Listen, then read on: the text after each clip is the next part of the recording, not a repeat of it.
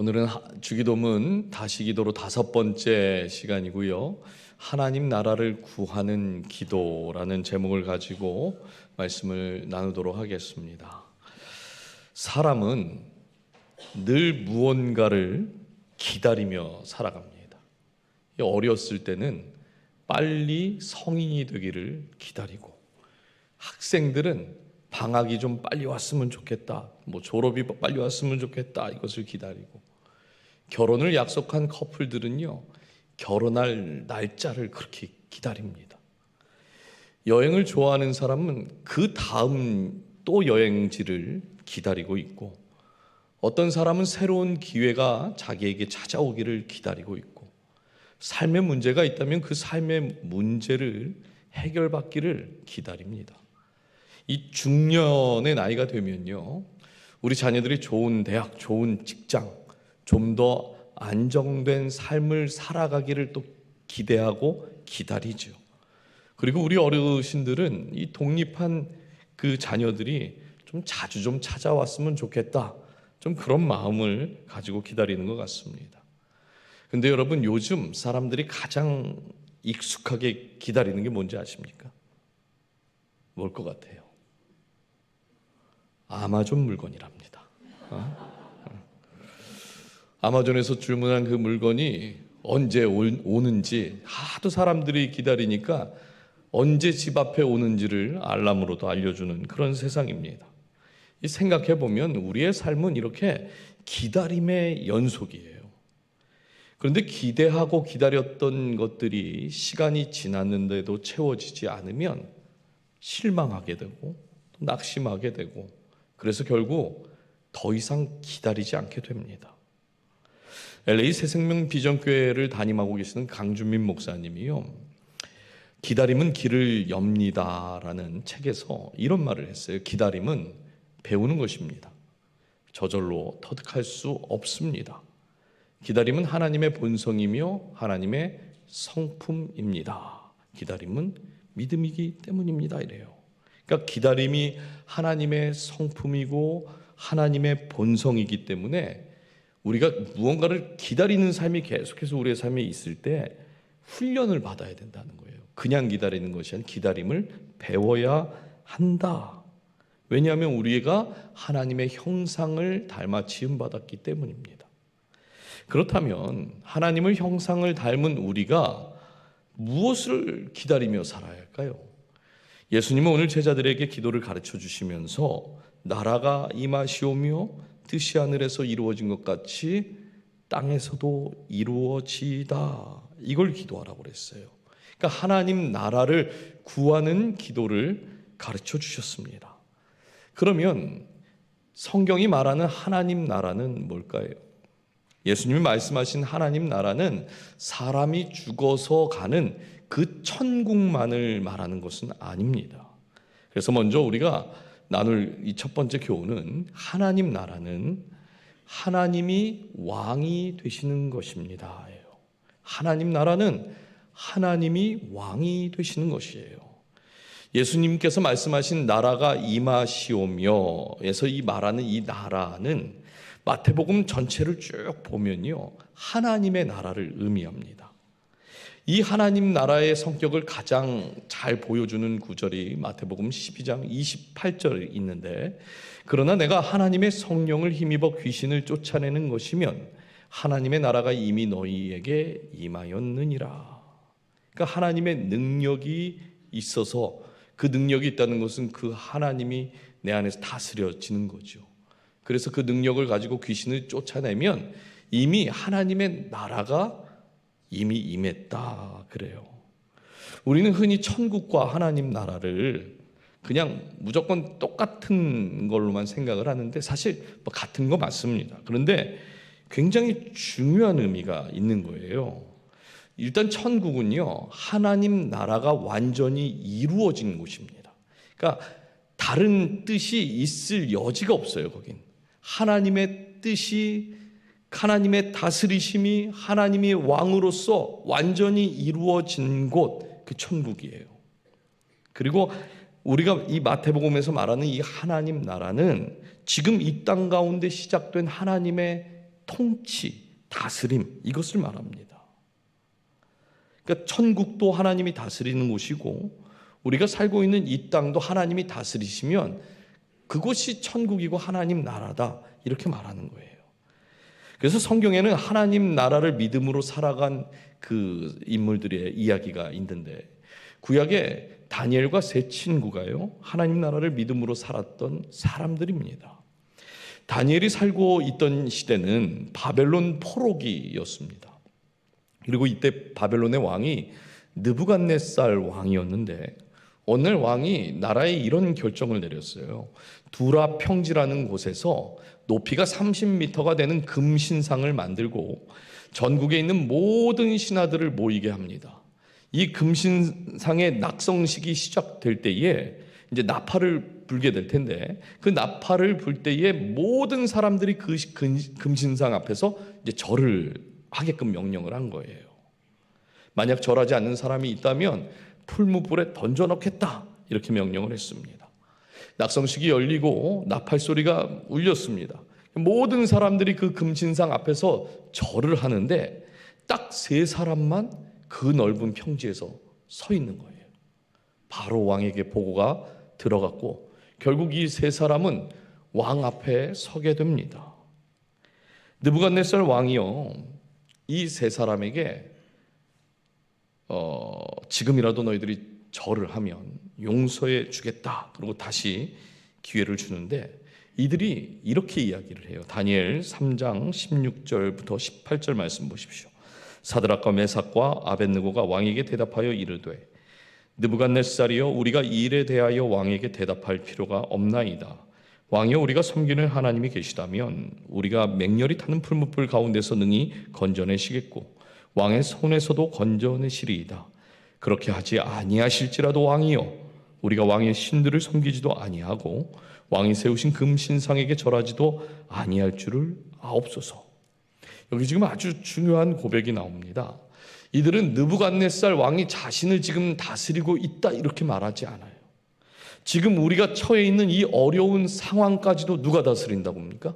하나님이 다스린대요. 그리고 하나님이 우리를 그 풀무불에서 건져내시지 않더라도 우리는 왕에게 절하는 그런 일은 없을 겁니다. 여러분, 이 다니엘의 세 친구, 이 사드락과 메삭과 아벳느고가 왕의 명령을 거부한 이유가 뭡니까? 이유는 딱 한 가지예요. 이 세상은 느부갓네살 왕이 다스리는 나라가 아니라 하나님이 다스리는 나라이기 때문입니다.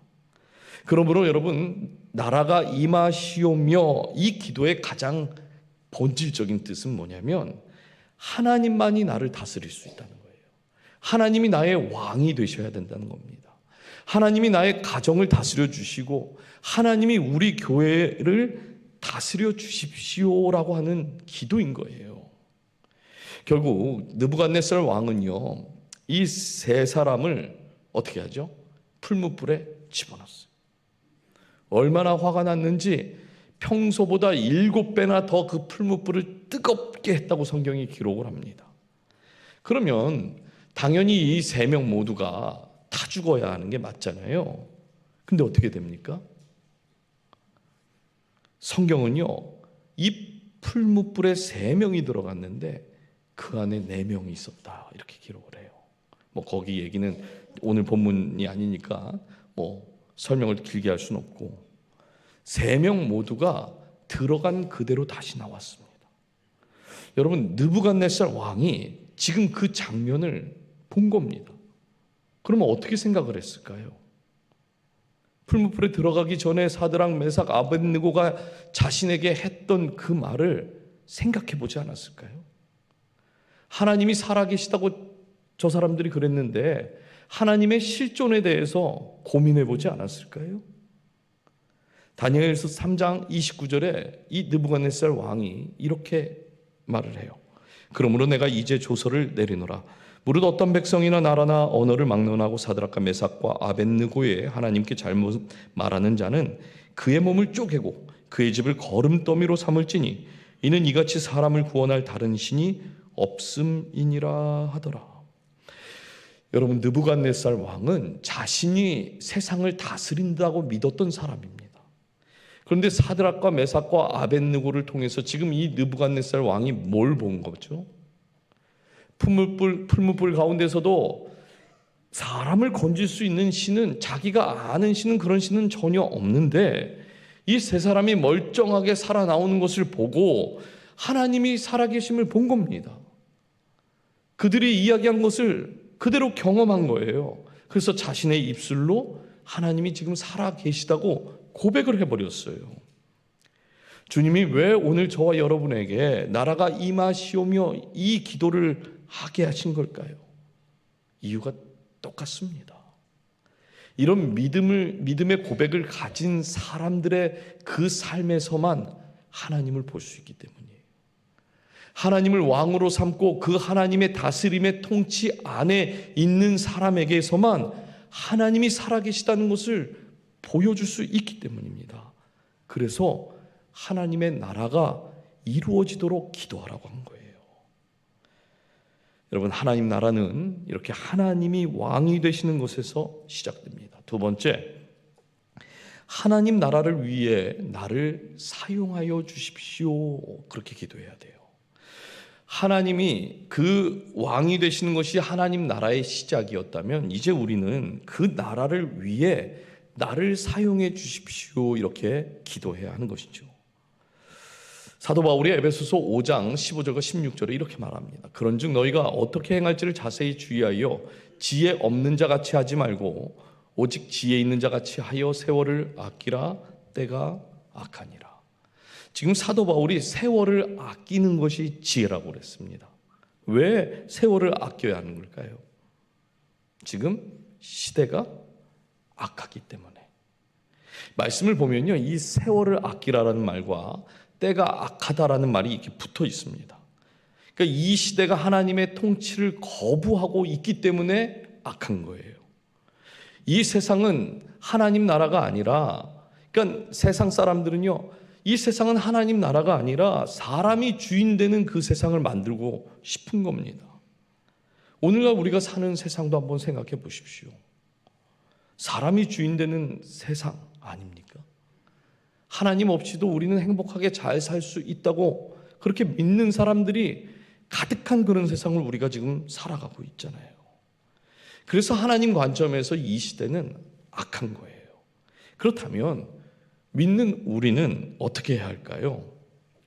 여기 세월을 아끼라라는 이 말은요, 원래 시장이나 마켓에서 물건을 재빨리 사는 그런 상업 용어입니다. 그러니까 기회를 빨리 붙잡아야 되는 거예요. 하나님이 주인 되시는 그 나라를 위해서 기회를 빨리 붙잡아라. 때가 악하니까. 지금 이 말 뜻입니다. 그러면 무엇으로 붙잡으면 될까요? 우리에게 내 시간, 내 헌신, 내 물질, 내 인생, 이걸 가지고 우리의 삶에서 하나님이 주인 되시도록 살아가는 겁니다. 하나님 나라를 위해서 자신의 인생을 잘 사용했던 사람은 느헤미야인데요. 느헤미야는 페르시아 왕 때의 시대에 왕의 술 맡은 관원장의 역할을 했습니다. 그러니까 포로로서 가장 성공한 사람이에요, 그 당시에. 어느 날 그의 형제 하나니가 이제 예루살렘을 다녀와서 성벽이 무너졌다라는 것을 이제 느헤미야에게 이야기를 해줍니다. 사실 느헤미야 입장에서는 이미 망한 나라 아닙니까? 이방 땅에서 가장 지금 자신이 성공한 자리에 앉아 있습니다. 고국이 무너졌다라는 소식, 마음이 아팠겠죠. 무거웠을 수도 있을 겁니다. 걱정도 했을 거예요. 그런데 지금 자신이 성공한 그 자리를 다 내려놓고 막 가야 하는 건 맞습니까? 보통 그렇게 하지 않을 겁니다. 그런데 그 소식을 들은 날부터 이 느헤미야가 잠을 못 자는 겁니다. 너무 힘들어요. 그래서 금식기도 하면서 하나님, 무너진 예루살렘을, 그 성벽을 다시 재건하는데 나를 사용해 주십시오. 하나님께서 느헤미야의 기도를 들으셨죠. 당시 페르시아의 왕이었던 아닥사스다 왕의 마음을 하나님이 움직이셔서 느헤미야가 예루살렘에 돌아가서 성벽을 재건할 수 있도록 해줬습니다. 느헤미야를 읽어보시는 분들 알겠지만 느헤미야가 예루살렘에 돌아왔을 때 막 일사천리로 성벽 재건을 할 수 있는 그런 조건이었는가? 그렇지 않아요. 그 성벽을 지으려고 하는 방해하는 세력들이 굉장히 많았습니다. 그런데도 그 성벽이 얼마 만에 지어지죠? 52일 만에 지어져요. 이때 느헤미야가 이런 고백을 합니다. 느헤미야 8장 10절인데요. 느헤미야가 또 그들에게 이르기를 너희는 가서 살찐 것을 먹고 단 것을 마시되 준비하지 못한 자에게는 나누어 주라. 이날은 우리 주의 성일이니 근심하지 말라. 여호와로 인하여 기뻐하는 것이 너희의 힘이니라 하고, 이 느헤미야의 고백을 쉽게 정리를 하면 이런 뜻입니다. 하나님은 하나님의 일을 기뻐하는 것을 기뻐하시고 하나님의 일을 기뻐하는 사람들을 찾으시고 그 사람들을 통해서 하나님의 일을 하신다는 거예요. 그러니까 하나님이 하나님의 일을 하는 것을 기뻐하시고 그 하나님의 일을 기뻐하는 사람들을 두루두루 찾으시고 그 사람을 통해서 하나님의 일을 하신다 하는 거예요. 5만 번 기도 응답을 받았던 아주 유명한 사람이 있습니다. 여러분, 기도 응답 5만 번쯤 이게 가능한 겁니까? 근데 5만 번 자신은 기도 응답을 받았대요. 영국의 고아들의 아버지라고 불렸던 조지 뮬러라는 사람입니다. 이 조지 뮬러의 일기 책에 이런 기록이 있었어요. 가난하기 짝이 없는 내가 누구의 도움을 청하지 않고 오직 기도와 믿음으로 고아원을 설립해서 이끌어 간다면 주님의 은총에 힘입어 아직 회심하지 않는 이들의 양심에 거룩한 역사의 실체를 보여주는 증거를 제시할 수 있을 것이다. 여기 아주 중요한 말이 나오는데 거룩한 역사의 실체라는 말이에요. 이 말은 하나님이 다스리는 역사를 말하는 겁니다. 그러니까 조지 밀러가 이렇게 고백하는 거죠. 여전히 하나님께서 고아들과 과부들을 지금도 다스리고 계시고 이 땅을 다스리는 분은 하나님인데 그 하나님이 이 땅을 다스리고 계시다는 것을 자신을 통해서 보여주고 싶다. 지금 이 이야기를 하는 겁니다. 여러분, 그렇다면 이 조지 뮬러는 고아원을 위해서 헌신한 사람입니까? 그렇지 않아요. 하나님의 그 기쁘신 일을 하기 위해 하나님께 헌신한 사람인 거예요. 더 놀라운 것은 이 조지 뮬러가 고아원을 운영을 하는데 그 어떤 사람의 손도 빌리지 않았다고 말합니다. 오직 자기는 기도로만 했대요. 그러니 기도를 5만 번이나 응답받을 수 있었던 거죠. 사랑하는 여러분, 느헤미야가 이렇게 쓰임받았고 조지 뮬러가 이렇게 쓰임을 받았습니다. 그리고 하나님께서는 오늘 저와 여러분에게 너희의 삶을 그렇게 하나님이 기뻐하시는 그 뜻을 위하여 한번 사용해 보지 않겠냐, 이렇게 말씀을 하시는 거예요. 제가 이렇게 확신을 하는 이유가 있습니다. 하나님의 뜻이 하늘에서 이루어진 것처럼 이 땅에서도 반드시 이루어질 거예요. 이건 변함이 없어요. 그러면 우리는요, 자, 한번 생각해 보세요. 하나님의 뜻은 하늘에서 이루어졌고 이 땅에서 이루어질 겁니다. 그러면 우리가 선택할 수 있는 건 무엇밖에 없습니까? 하나님의 편에 서 있어서 하나님의 뜻이 이루어지는 것을 볼 것인가? 아니면 하나님의 반대편에 가서 하나님의 뜻이 이루어지는 것을 볼 것인가? 이거밖에 차이가 없는 거예요. 그러면 어느 편에 서 있어야 할까요? 그렇죠. 하나님 편에 서서 하나님의 뜻이 이루어지는 것을 보는 것이 하나님이 원하시는 거예요. 그래서 하나님이 일을 하기를 기뻐하시고 그 하나님의 일을 기뻐하는 자들을 찾으시고 그들을 통해서 하나님의 일을 하고 계시는 겁니다. 저는 우리 교회가 이렇게 하나님의 일을 하는 것에 기쁨으로 동참하는, 동역하는 그런 교회가 되기를 소망합니다. 여러분, 우리가 하나님을 이용하려고 모인 사람들입니까? 그렇지 않아요. 이곳에 모인 저와 여러분은 다 동일하게 하나님께 쓰임받고 싶잖아요. 어떤 모양이든. 그렇지 않나요? 나는 하나님께 쓰임받기 싫습니다. 손 들지 마세요. 우리 하나님께 다 쓰임받고 싶어요. 우리 가정이 하나님께 쓰임받는 가정 되기 원하지 않습니까? 우리 자녀들이 하나님 편에 서서 하나님께 귀하게 쓰임받는 자녀들이 되기를 원하지 않으세요? 우리 모두 같은 마음이라는 거예요. 그러면 뭐가 안 바뀐다고? 하나님의 뜻은 하늘에서 이루어졌고 이 땅에서도 반드시 이루어질 건데 어느 편에 서 있는 것이 중요한 겁니다. 우리 모두가 그렇게 하나님께 기쁨으로 쓰임받기를 주님의 이름으로 축복합니다. 그런데요, 우리가 하나님 나라를 위해서 이제 헌신하고 쓰임받는 건 이게 너무 중요하지만 한 가지 또 우리가 붙들어야 할 중요한 사실이 있어요. 하나님 나라는 하나님께서 이루시는 겁니다. 이게 우리 마지막에 아주 중요해요. 오늘 본문 다시 한번 보실까요? 나라가 임하오시며 뜻이 하늘에서 이루어진 것 같이 땅에서도 이루어지이다. 여러분, 주기도문은 제가 지난번에도 말씀드렸지만 온통 우리가 가득하다고 그랬잖아요. 한글 성경에는 6번 우리가 나오지만 이 헬라어 원문을 보면요 9번 우리라는 단어가 나옵니다. 그런데 이 10절에서의 주어는 우리가 아니라 나라예요. 나라. 그러니까 우리가 하나님 나라를 만드는 것이 아니라는 거예요. 하나님께서 하나님의 일을 기쁘게 여기는 사람들을 찾으시고 그들을 통해서 하나님의 뜻을 이루실 거지만 그렇다고 해서 하나님의 나라가 사람의 노력으로 이루어지는가? 그건 아니라는 겁니다. 하나님께서 그분의 나라를 가지고 이 땅 가운데 통치하시고 들어오시는 거예요. 다스리시는 거예요. 내가 만든 나라는 없어요. 우리의 싸움은 내가 만든 나라를 다 무너뜨려야 되는 겁니다. 내가 쌓은 내 나라, 그게 무너져야지만 우리 안에서 하나님 나라가 세워지는 것이죠. 그렇다면 이 땅 가운데 하나님의 나라가 가장 강력하게 임하는 장소, 곳은 어딜까요? 저도 교회라고 생각을 해요. 그럼 여기서 제가 질문을 하나 드리도록 하겠습니다.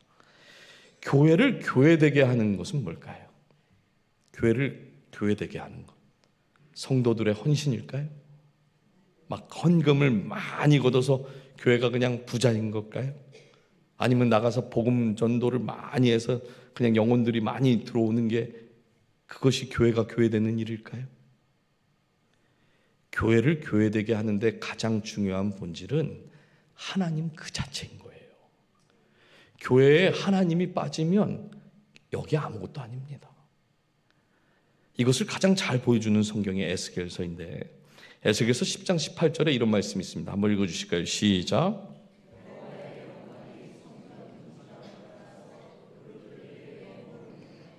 하나님께서 예루살렘 성전 문지방을 떠나버리셨대요.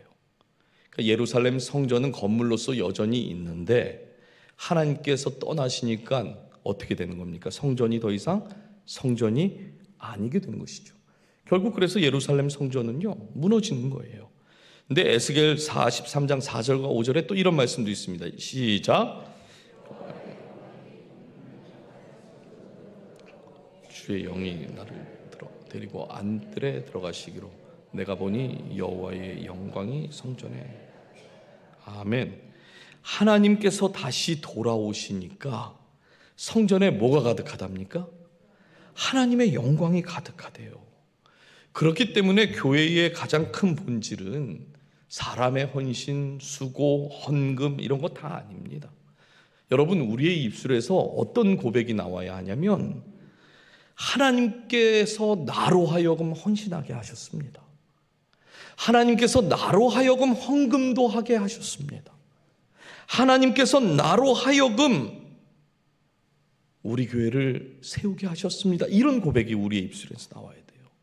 그래서 우리의 유일한 고백은 나의 나 된 것은 다 하나님 뭐예요? 은혜입니다. 이 고백이 우리에게 가장 중요한 겁니다. 내 자녀가 지금까지 잘 자란 것 하나님이 하신 거지. 우리 가정이 지금 이토록 잘 성장한 것도 하나님이 하신 거지. 우리 교회가 이렇게 아름다운 성전에서 예배를 드릴 수 있는 것도 다 하나님이 하신 거지. 공동체가 이 고백을 하게 될 때에 하나님의 통치와 하나님의 다스림이 이곳에 있을 뿐만 아니라 그곳이 천국이고 그곳이 하나님 나라라고 말하는 거예요. 여러분, 예수님께서 마리아의 집에 가셨을 때 마리아의 언니였던 마르다는 매우 분주하게 다른 일을 하고 있었습니다. 너무 열심히 수고를 하고 있는데 예수님께서 누굴 칭찬하시죠? 마리아를 칭찬하셨어요. 마르다 안에는 자기 의가 있었기 때문입니다. 아직 내 나라가 있는 거예요. 자기는 이렇게 열심히 지금 섬기고 있는데 제 마리아는 예수님 발밑에 앉아가지고 예수님 하는 이야기 들으면서 쌩긋쌩긋 웃고 있는 그거 보니까 그냥 마음이 상해버린 겁니다. 그러자 예수님께서 마르다에게 뭐라고 그러십니까? 마르다야, 너가 많은 것에 많이 분주한데 마리아는 더 좋은 것을 선택했다 그래요. 그럼 여기서 더 좋은 건 뭡니까? 예? 예수님이죠. 그러니까 수고, 헌신, 전도, 헌금 중요하지 않은 게 아니라 중요합니다. 그러나 우리가 하나님을 온전히 붙잡지 못하고 하나님이 우리 교회를 다스리지 못하고 내 삶의 왕이 되지 못하면 그건 하나도 좋은 게 아니라는 거예요. 그러므로 사랑하는 여러분, 우리 교회는 사람이 주어가 되지 않기를 바라요. 목사가 주인공 되지 않는 교회가 되길 원합니다. 우리 장로님들이 교회의 주인공 되지 않았으면 좋겠어요. 열심으로 수고하고 헌신하는 분들이 아무리 이곳에 많더라도 그 사람들이 전혀 드러나지 않는 교회, 오직 하나님이 우리 교회의 주인이 되시고 주님의 그 다스림을 사모하는 그런 교회가 되기를 주님의 이름으로 축복합니다. 사랑하는 여러분, 하나님이 우리의 삶의 왕 되시기를 원하세요. 왕으로 모시고 그 주님의 뜻이 어디에서 이루어졌다고요? 하늘에서 이루어진 것처럼 이 땅 가운데서도 반드시 이루어질 그 뜻. 그러면 어느 편에 서 있어야 합니까? 하나님의 편. 하나님의 편에서 주님의 기쁨이 되는 저와 여러분이 되기를 주님의 이름으로 축복합니다.